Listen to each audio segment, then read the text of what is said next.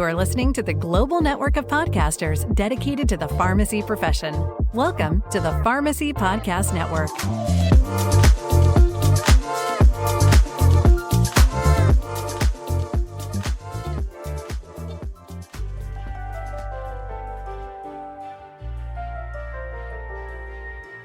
Hello and welcome to the Holistic Pharmacy Podcast. I'm your host, Marina Buksov, and I'm a functional medicine pharmacist in New York. I'm also a clinical herbalist and an integrative health coach specializing in mindfulness and empowerment. I'm on a mission to transform the way we approach healthcare by bridging the wisdom of traditional medicine with modern practice. And in this podcast, I will be highlighting guests who do just that. I'm constantly inspired by them, and I know you will be as well. Hello and welcome back to the Holistic Pharmacy Podcast. I have a very, very special guest today. He is one of my herbal teachers, and his name is Richard Mandelbaum. He's a registered clinical herbalist through the AHG, the American Herbalist Guild, and he's got a private practice offering personalized health consultations online and in person in the Southern Catskills, New York. Richard has been an avid student of our native flora for close to 40 years. And in addition to seeing clients, he teaches classes in clinical herbal medicine, field botany, and phytochemistry.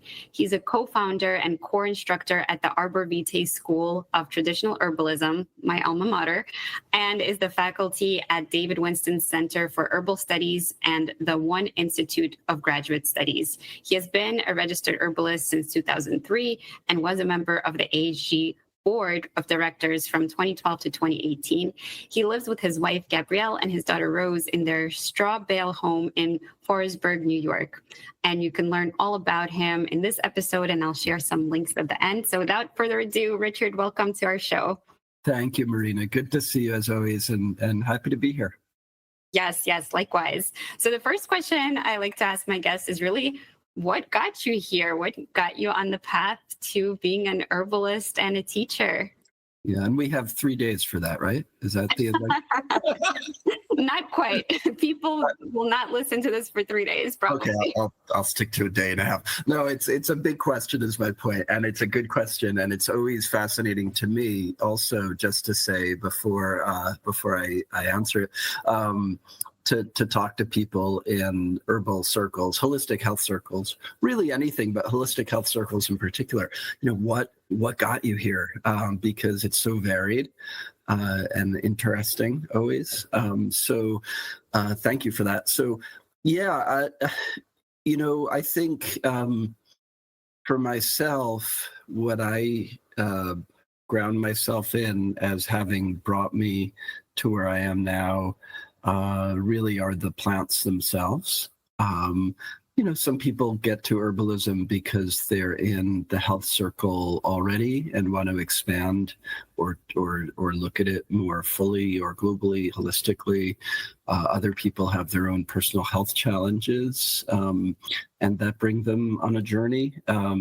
And for me, it really was the plants. You in the bio, the just a little introduction you did, you mentioned there's a line in there about having been like a student of native flora for close to 40 years, right? So that's also a marker for my life, because every few years I'm like, I have to increase that number. But I'm in my mid 50s now, right? So that brings me back to teenage years, and that's really what we're talking about if we're talking about what brought me here. I first of all, I had some very traumatic things happen in my life. A lot of people have, but at that time in particular, I think I very much needed something to ground myself and to center myself, to recenter myself, and I think I just realized, thankfully, how disassociated I was, even though I wasn't verbalizing it at the time, from the what I call the real world around us, the Earth, the planet, the stars. I became interested in astronomy and learning constellations and birds and learning what the bird names were, and the trees in particular, first and foremost. And I just realized that I didn't know what any of the trees were. At the time, I was walking to high school, which it was not close to where I lived. I was just a weirdo and just an oddball 15-year-old or whatever, walking close to an hour to school because I chose to in the mornings. And I would pass all these beautiful things and interesting things. Just realized like I don't know anything about this and wasn't raised with any of it.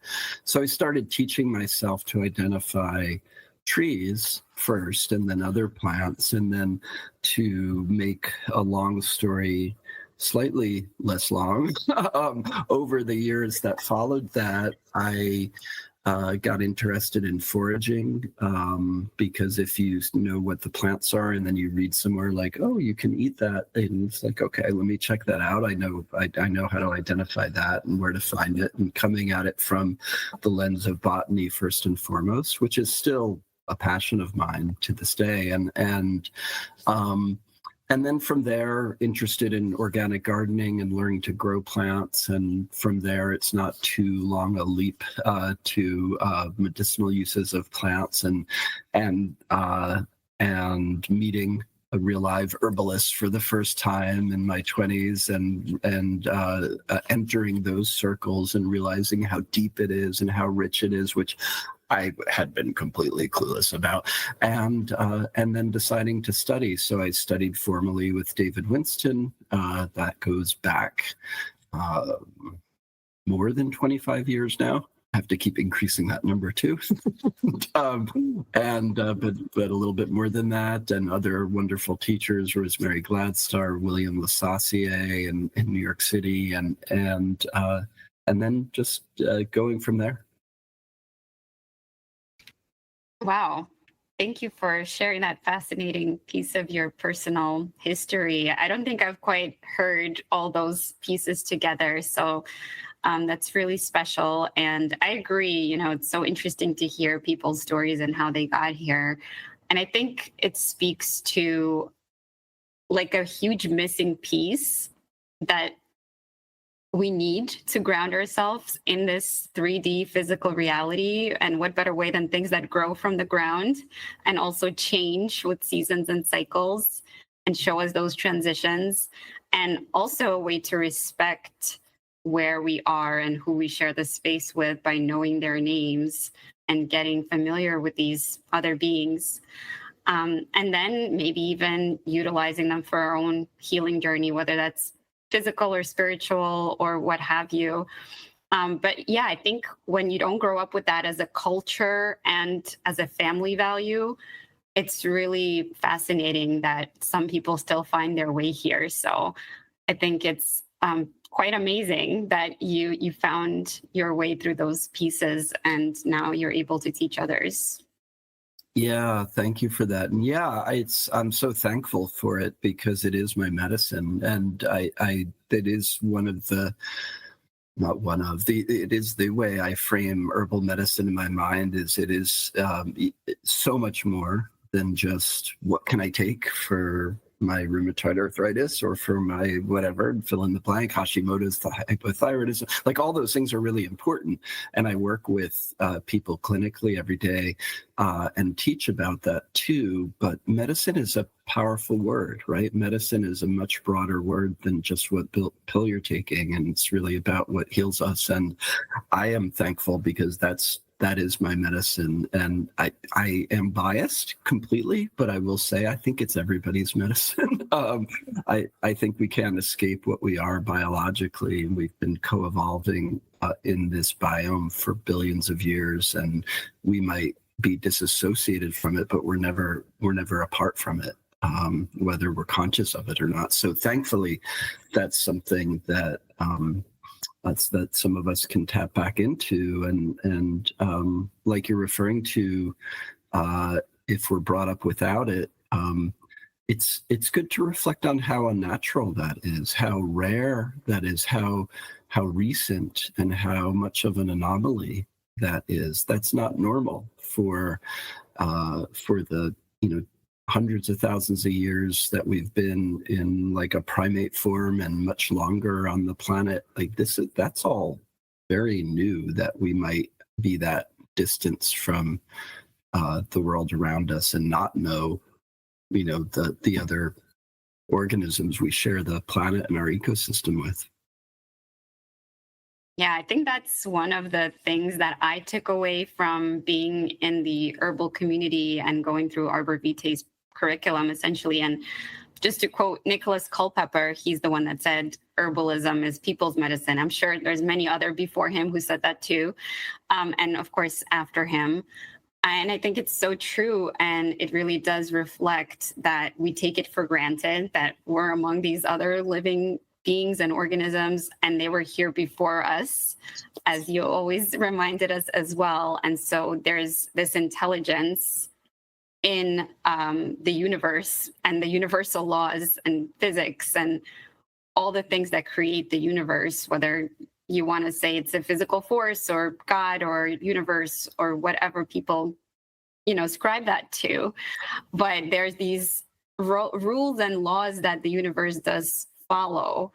And so when we look at what we've created as a culture, especially like the Western civilization, and what we consider a commodity or a value, and what we aspire to be and measure our success, is really counter-natural, right? It's not natural at all. And I find myself always thinking, or often at least, wow, this is like a perversion of the natural world and the natural laws of the universe, the way that we expect ourselves to live up to certain standards. And quite frankly, that is what is making a lot of us sick, because we're not designed to live in this way. And, we don't have to go far or that far back, like you said, to see other countries, second world, third world, that are closer to nature, that actually have completely different values and systems, and also different problems from us. But it's like, which problems are we trading for?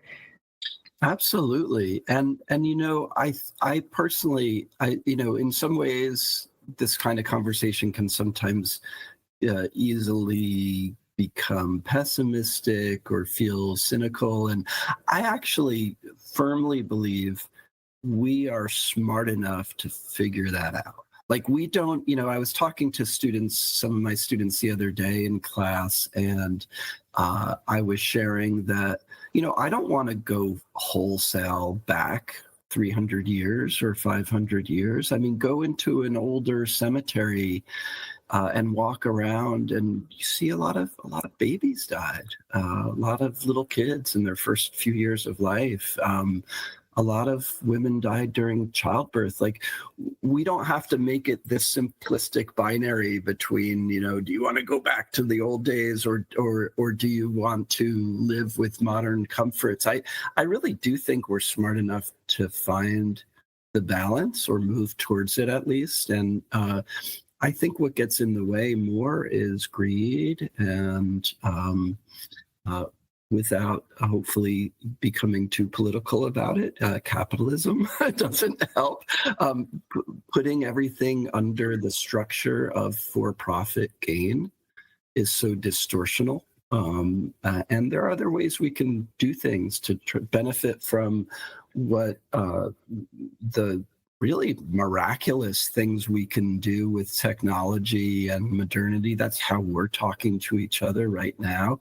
But without wholesale just giving up what we need as people, and to live full, healthy lives that honor our place on the planet, right? We're not there, but I think we could be if we wanted to. Yeah, I agree. And I think that's a lot of what causes debate and heated controversies. It's like, okay, are you on this side? Are you on this side? Are you the future progressive side and the scientific side? Or are you like this woo-woo herbalist hippie who is trying to go back and set us back ages. And so I think it's important to realize that, you know what, we take a lot of our modern life for granted, and we probably can't imagine what it is to live without running water and electricity. And we live essentially better than kings would live back when there were a lot of kings, right? So it's interesting that the human, whether it's like drive or soul or this desire, like no matter how good we have it, we always like want to reach for that next level. And so I think the next level is a combination of using the resources we have, the natural world and the technology in a symbiotic sort of way. And one of the classes that we recently recorded together, Richard, was on the Gaia theory. So I was wondering if we could talk a little bit about that and how we can start to think globally and personally about being the best of both worlds. Oh, yeah. Thank you, Marina. And that's an interesting and a good example, I think, to illustrate the point we're both making. And of course, you have this strong scientific expertise in your background. And I very much admire and honor science as a tool, right? It's a tool. So it like all tools, like what are we doing with it? Are we using it wisely? What are our motives behind using it?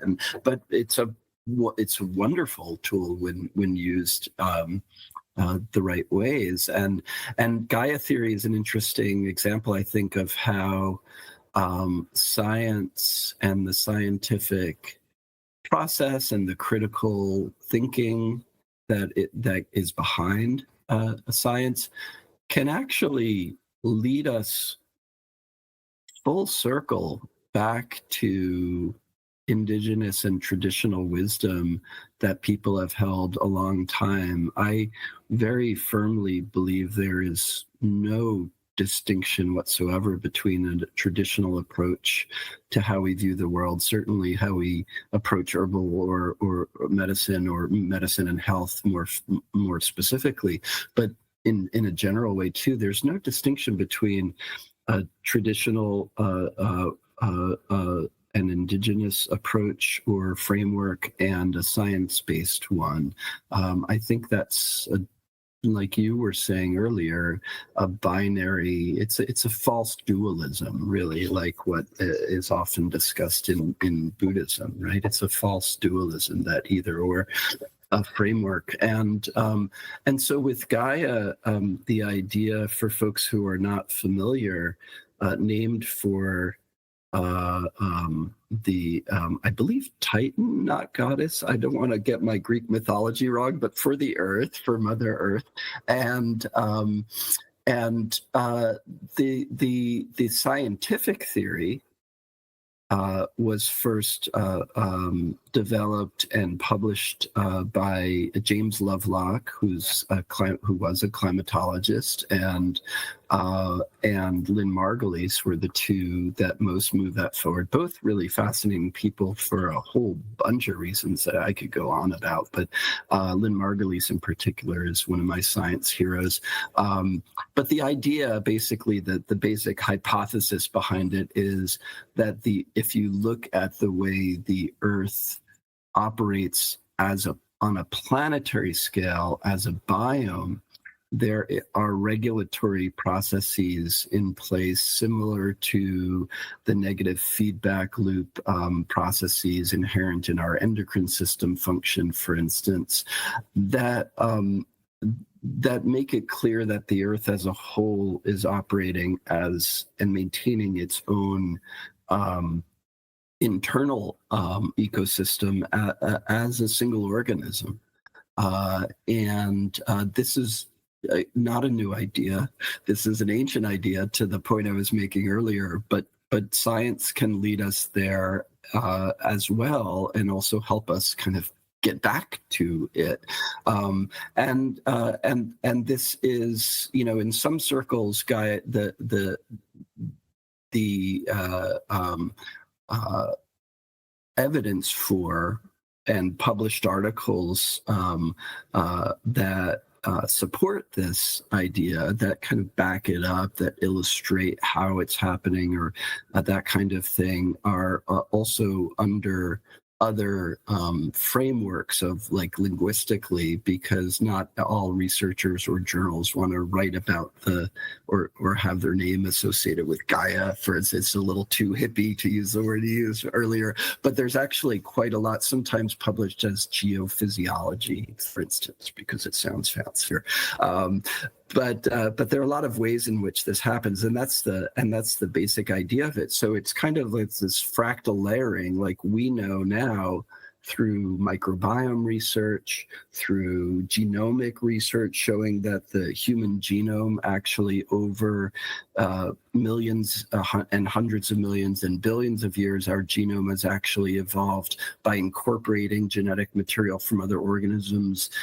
There's one estimate that 8% of our DNA is viral in origin, for instance, and our mitochondria are descended from a bacterial species that lived separately at one point, along with some of the other organelles inside of our cells. And then, of course, we have the full microbiome of thousands of other species of bacteria, and there's some fungi in there, and then there's 10 times that amount is the estimate of viral species that live on us and in us. So we know that we are walking ecosystems. Thinking about us as an individual organism when we look at ourselves is false, really, right? We're a biome. And if we expand that down into the microscopic level, we can also expand that outward and upward into the macroscopic level and look at how this is really like a fractal layering of ecosystems at work. Yeah, thank you for that foundation. I actually just quickly looked it up. And so Gaia is the primordial earth goddess that gave birth to Titans. So just to clarify any Greek mythology questions that may arise from here. Thank you for that. Yeah. So even before, predating. Good. Makes sense. But I love the picture you just painted with like the organism being a mirror for like the inside and the outside, right? So within, so without sort of the environment that hosts the organisms, or which one is the host, right? So kind of playing around with that terminology, I'm wondering how you apply that in your herbal practice and looking at people's health. How does this Gaia theory allow us to see things differently and more holistically? Yeah, that's a great question. And it's an interesting question. And of course, with the vast majority of people I'm sitting with, I'm not discussing Gaia theory. Now, once in a while I do, because it goes there with certain people, especially people who have been seeing me longer, and it comes up in conversation. But a lot of people, as you know, seeking out herbal medicine or holistic medicine are not necessarily rethinking their cosmology. They may just like nobody's helped them, and they need help, and they're suffering, and so that's the important thing to always focus on. So a few different things come to mind to answer your question. One is that I certainly do believe, and there is, to speak of science, increasing very interesting body of evidence for the power of immersing ourselves in natural settings, and the interesting ways in Japan this is referred to as forest bathing, of course, which is now kind of crossed over, but that is originally of Japanese origin, and that's where most of the science comes from, and some of the therapeutic benefits that arise from that, some of which are obvious, we might guess at, like our blood pressure can go down and our stress hormones self-regulate better, but some things that are not so obvious, like immune system modulation, right? And all of the monoterpenes that the plants and trees are emitting, that we are ingesting, that we've co-evolved with, that have interesting therapeutic effects. Pain relief is one of the things that the forest bathing research has shown.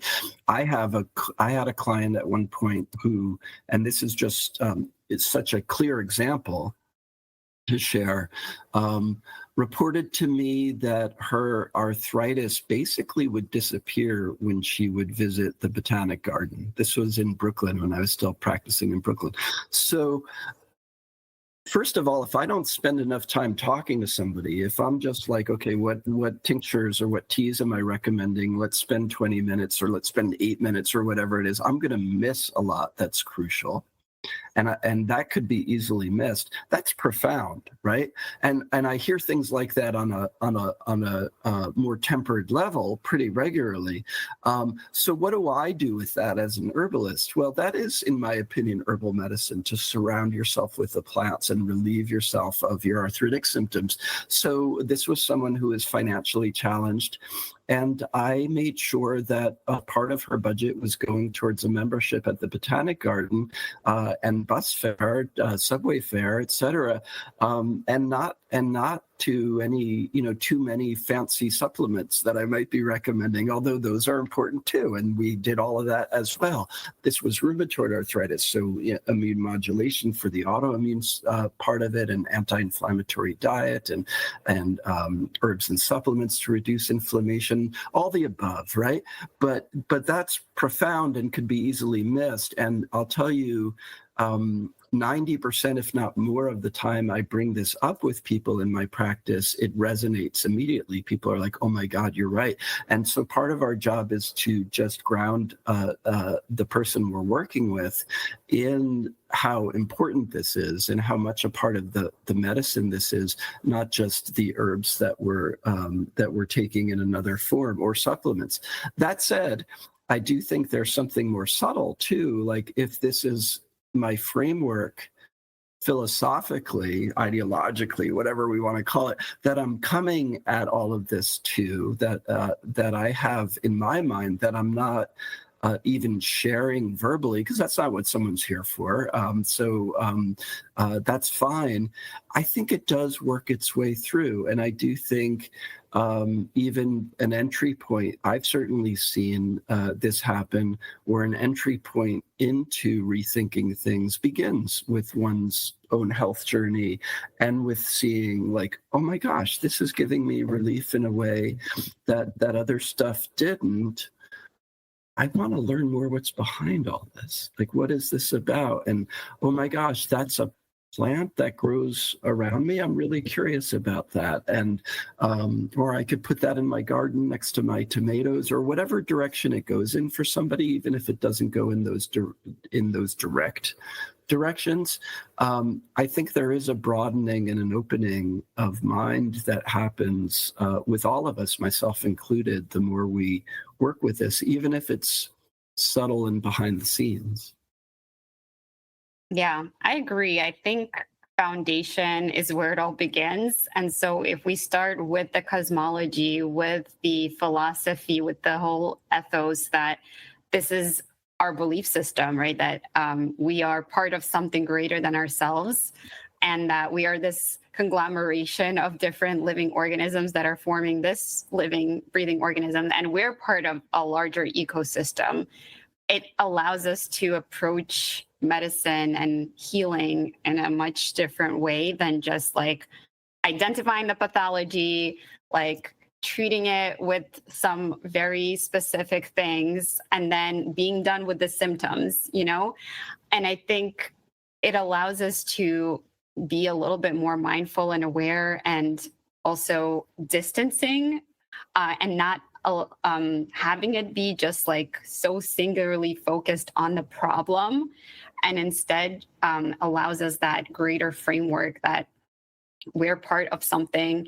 Our pain doesn't have to be so internalized. We can find different ways to express ourselves so that we're not suffering, or not suffering as much, and that there's not just like this one solution, and if it fails, we have no other options. I think it allows us to just have this greater agency over understanding, wow, there's so much available, and I can look at it from so many different angles, and I get to be a little bit more free and joyful and playful with the options that are in front of me, rather than like this fear of the symptom that's occurring. Absolutely. I agree so much with all of that. So like the power of how much taking a walk every day can be therapeutically, right? And to engage in that positive way, absolutely. And viewing medicine in that positive, empowering way, right? I think about how much the way medicine is practiced, and I don't even necessarily mean just conventional medicine. I think a lot of alternative medicine can follow this model too, can be very disempowering. It's about the expert in the proverbial or literal white coat, kind of handing down their expertise from on high about what's going to heal you. And there's some of that. Of course, somebody's coming to me, they're coming because they hope I know something that they don't yet, and that I'm going to share that. But it's about entering a relationship rather than a power dynamic. And I think a lot of it is, to your point, very disempowering.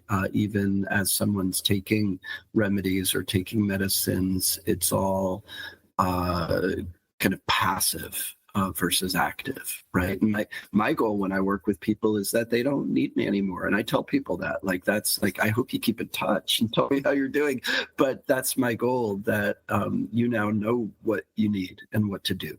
And if that's not the case, give me a call. But that's the goal, that there's some capacity building and empowerment built into that relationship and that process. And that goes right back to what you said earlier when you quoted Nicholas Culpeper, right? If this is people's medicine, it's not about anyone holding it on their side of the aisle, and you always have to go to the expert to learn what to do. Now, you do, if something's complicated and difficult, need to go seek out help, but hopefully that will be a process of learning more how to address your own health over time, and that's a step along the way towards that. Yeah, and something we also spoke about a lot when it comes to the immune system, which we were mentioning today, and the ecosystem, which we're also mentioning, is the hygiene hypothesis, and how, you know, this obsession with the germ versus terrain, and killing the germ, killing the problem, whatever it is, killing the cancer, and then making the environment like sterile, essentially, a lot of the time, and how we just have seen with COVID, you know, like with the masking and with the sterilization of everything, that can lead to some erosion and disruption of the natural biome and the ecosystems that are there to have the symbiosis and the synergy and the balancing of each other. So when you create a disbalance, you actually create the opportunistic rise of different pathogens, and you also have antimicrobial resistance, and you also have sensitivities and allergies and autoimmune issues that we see, and inflammation that's chronic and uncontrolled. So I think, like, the whole approach that we have been having with the advances in medicine, we're now seeing that there's some imperfections, right, that are not completely thought out.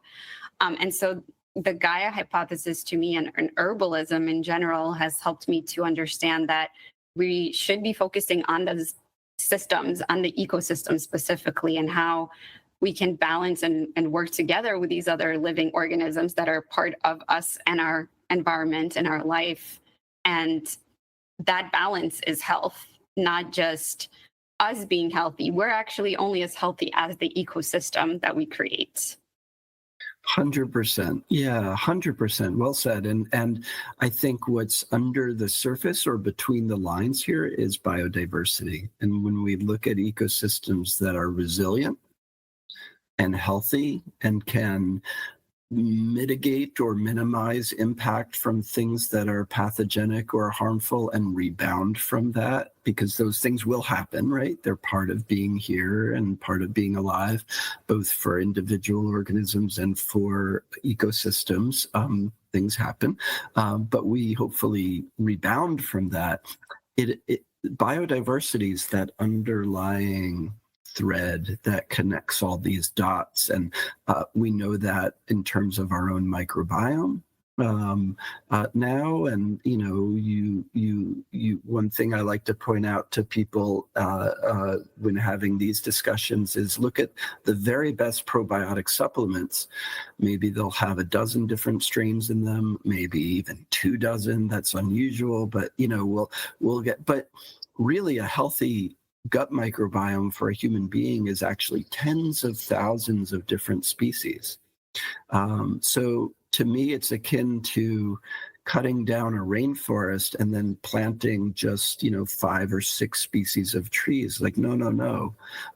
That's sure. Sometimes take the supplements. This is not an anti-probiotic supplement statement I'm making right now, but I'm pointing out how limited that approach can be. And that's just an example of what you're pointing to, because we know that when biodiversity crashes in ecosystems, when we disrupt the natural self-regulation of an ecosystem, we get emergent infectious diseases. We could talk about the history of HIV. You mentioned COVID. We could talk about Lyme and the ecological disruption that's behind how much it's spreading, climate change, as well as habitat loss.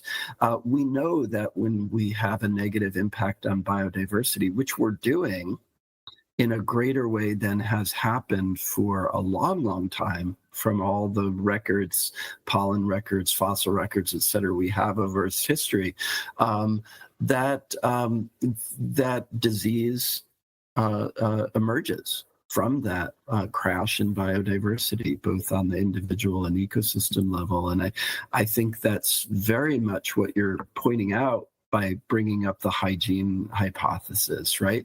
We can, yes, something like an antibiotic can save lives, but when we selfishly, greedily start using it in agriculture to fatten up animals in confined factory farm settings, which, never mind the ethical side of that, in which the animals are suffering, I think for that reason alone they shouldn't exist. But that's a huge driver, for instance, of antibiotic resistance. Or I remember, this is anecdotal from my own life, but my daughter having a bad earache, so common, right? Every parent goes through this, and seeing a doctor just to have it checked out, and we're talking to her, and she's like, well, here's an antibiotic prescription. And I said to her, thanks for the prescription, but I think we're gonna do some other things and see if she really needs it. And the doctor paused, and she said, that's reasonable. In parts of the world, maybe you would have even gotten a prescription yet. And I was like, well, it wasn't her fault, but this whole system that drives her to just prescribe it anyway, right? And so all of this obliteration of life when it's not necessary, herbicide use and pesticide use. We could go on, the two of us, but I completely agree with what you're saying. And for me, I have definitely learned from reading first and foremost, and then reflecting on that, but reading particularly the ecological literature, where there's so much evidence of how harmful a loss of biodiversity is. And it's clear that when we look at ourselves as individuals and we look at the ecosystems we have created for ourselves to live in, there's a deficiency there, which again, I think we could solve. Like, I don't think it's beyond solving at all, actually. Yeah, I'm optimistic too. And like you said, it starts with education, information, and knowing that we need specific keystone species and commensals to regulate those opportunistic or pathogenic strains can be a good first step. And the probiotics that you mentioned, and there's a lot of different things. And I think I need like at least 2 or 3 more episodes with you to talk about the things that you brought up with infectious diseases and why they're on the rise for those specific things. And then also your approaches, which you're an expert on TCM, among other things. So I'm not going to go there right now, but what I did want to share about is this idea that we are all herbalist, right? So like you said, it took you on this journey to discover, this whole biodiversity ecosystem, and living beings around you, which you're now using therapeutically for people. And those people, right, whether they're taking a walk in the forest and inhaling some essential oils and the monoterpenes that are in the air from this majestic tree that's around the conifer, let's say, or they are drinking a fermented drink or eating a fermented food or drinking coffee, right? Let's start with tea and coffee. I mean, who doesn't drink that? If you're eating some sort of plant or drinking some sort of plant, you may be an herbalist, right? Just you don't know it yet. I agree so much. There's no threshold. Now, of course, if you're dealing with a medical situation that's tricky or challenging, or you're on multiple medications, or you've received a diagnosis and that's got more serious implications, of course, like as in everything, we want to seek out guidance and help, right? I seek out an accountant for my taxes and an attorney when I need help in that. So you want to seek out somebody who's on that path more and has more experience, especially for complicated situations. But what is just wonderful about herbalism is there's no threshold. There's no point at which you have to wait and not even start until you receive the proper training. You start with the gentle stuff, the safe stuff. And like you're saying, we're all doing it anyway. If you have a cup of chamomile tea, or in a lot of the world, linden tea or chrysanthemum flower tea, mint after dinner, having a cup of mint tea, that is herbal medicine. You can just slowly, gradually learn and not jump to the rare stuff right away, and go from there. And it's all of us all the time. Absolutely. Yeah, I love that you're mentioning local things, and quite a lot of the times that's all that we need. We need to have the knowledge, whether we go to school or go to an expert for our own helping with our own care.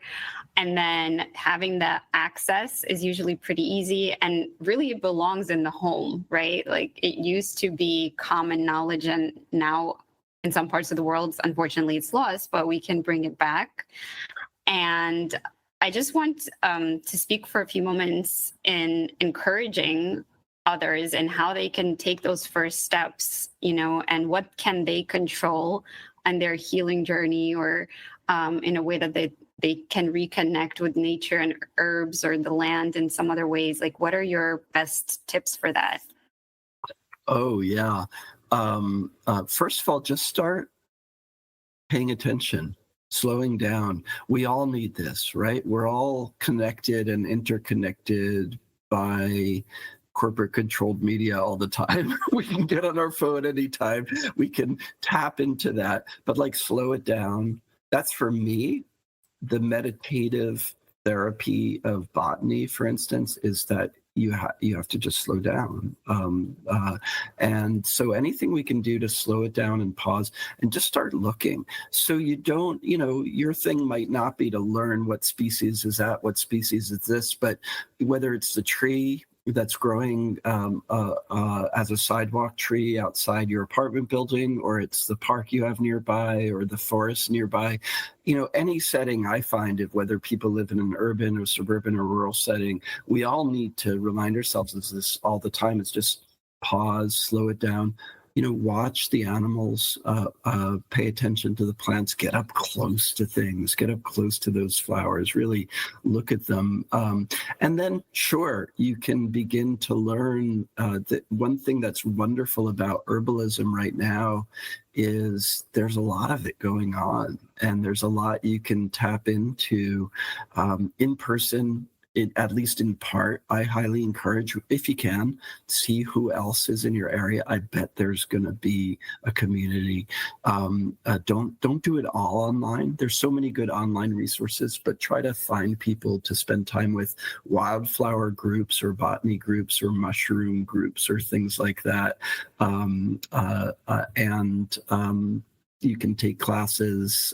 There's a lot of that, or good books, all those kind of resources that people know about that are available. But just start doing it is the main thing, and see where it leads you. And you don't have to have a predetermined destination in mind. I certainly didn't. Like, no, I didn't end up here because I had a plan. So just let that go and begin to explore all of it. Love that. Yeah, start with the first step. So, Richard, I really, really enjoyed our conversation. And then, like I said, we can probably have like 10 more, but let's wrap up if you have just one more minute with a couple of rapid fire round questions. Sure. Okay, beautiful. So first question is, what's the number one advice you have for somebody to improve their quality of life right now? Yeah, you said they're rapid fire questions. Do the answers have to be rapid? That's a joke. What to improve quality of life? Slow down. Find moments to pause. Find moments to slow down and be present. I know it's around us all the time, so that we hear this, but really be right where you are and right when you are, focused on the moment you are in and what is around you. That is an incredible therapy, incredible medicine. Yeah, beautiful. What's one piece of advice or guidance you would give a younger version of yourself? To stop trying to figure it out. Yeah. Love it. Okay, Yeah. cool. And finally, a fun question. What's your favorite pastime, hobby, or a fun, surprising fact about yourself? Oh boy, that's a funny one, because what's funny about me is like, what do I like to do in my spare time? I like to go out and look at the plants, right? So it's like but I also love the stars. I have a telescope and love to check out Jupiter. Recently has been beautiful. I write poetry. And I've begun to dabble in strange science fiction short stories. So there's something, I guess. Yeah, I don't think I knew that either. That's cool. Love to read sometime. Sure. Yeah. All right. Beautiful. Well, Richard, I'd love for you to tell folks how they can reach out, learn more about your work, and support you. Thank you so much for that, Maria. So the best way is to go to my website. So it's just my name, richardmandelbaum.com.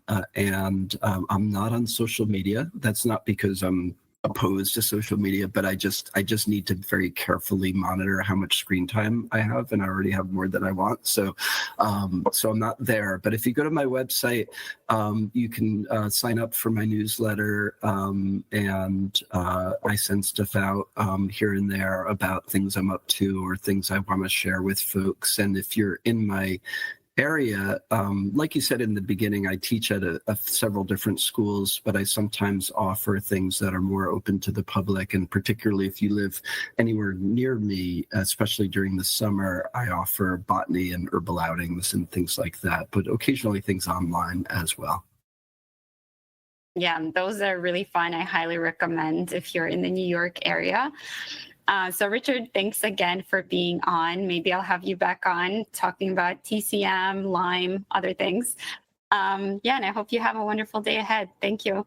Yeah, thank you so much, Marina. Take care. Thank you for tuning in to another episode of the Holistic Pharmacy Podcast, and I truly hope you enjoyed the show. If you learned something useful in this episode, please consider giving the show a 5-star rating and a sincere review so that more people can find it, or share it with a friend directly. To get in touch with me, you can find me on social media by looking up my name, Marina Buksov, or email me at marina@rawfork.com. Take good care and see you soon.